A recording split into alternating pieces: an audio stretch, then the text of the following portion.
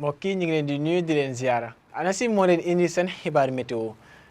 peex bi dinañu wéy di ko nemmeeku guddi jàpp fajar donc jàpp leen ni guddi gu féex lañ nar a nemmeeku incha allah ci réew mi yëpp daanaka ci guddi tey ji ànd ak tamit ëllëg ci digg bëccëg tàngoor goo xam ne dina tàmbalewaat dugg si bu baax a baax rawatina nag ci boori digg réew mi. dañuy wéy ak animation satellite bi gis ni incha allah bu guddi jotee dinañu am ay niir yoo xam ne dinañu dugg si ci réew mi nar a muur léegi-léegi réew mi yëpp. niir yoo xam ne nañ jugee ci géej gi nag ñëw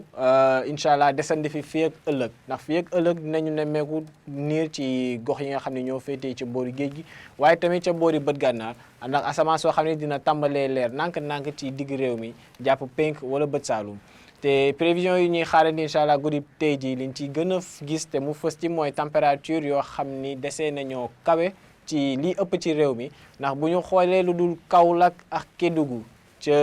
penk foofee nga xam ni ñu ngi fay xaarandi ay température nar a toll ci ñaari fukki degré ak ñaar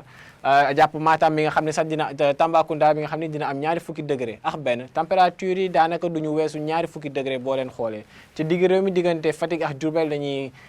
xaarandi température yu ñaari fukki degré yooyu noonu nar kaa amaat incha allah ca Ndakaaru waaye dinañu gis ni ca boori Thiès Louga jàpp ba boori Saint-Louis température bi dina wàcc ba toll ci fukki degré ak juróom-ñett fukki degré ak juróom-ñett yooyu incha allah daanaka moom la ñuy fekkaat ca Bakel dinañu am sax température fukki degré ak juróom-ñaar comme ca Kolda wala Sédhiou jàpp sax ba Ziguinchor muy bët saalu mu réew mi waaye Kaffrine moo nar a am température bii gën a néew incha allah nar a toll ci fukki degré ak juróom-benn buñ demee ba ëllëg incha allah ci digg bëccëg ca Kaffrine googee lañ nar a nemmeekuwaat température bi nga xam ni mooy gën a kawe nar a toll ci ñeent fukki degré ak ñaar. dinañu am ñeent fukki degré ca Fatick waaye tamit ca bët saalum réew mi ca Kolda fanweeri degré ak juróom-ñaar dinañ ko nemmeeku ca Sédhiou mu yokk benn jàpp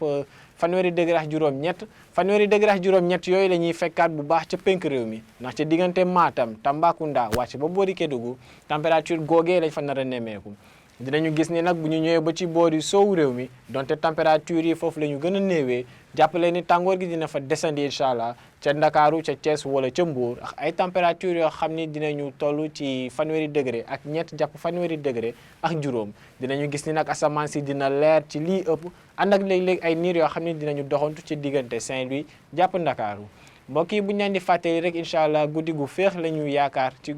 pour tey jàpp ëllëg ci fajar.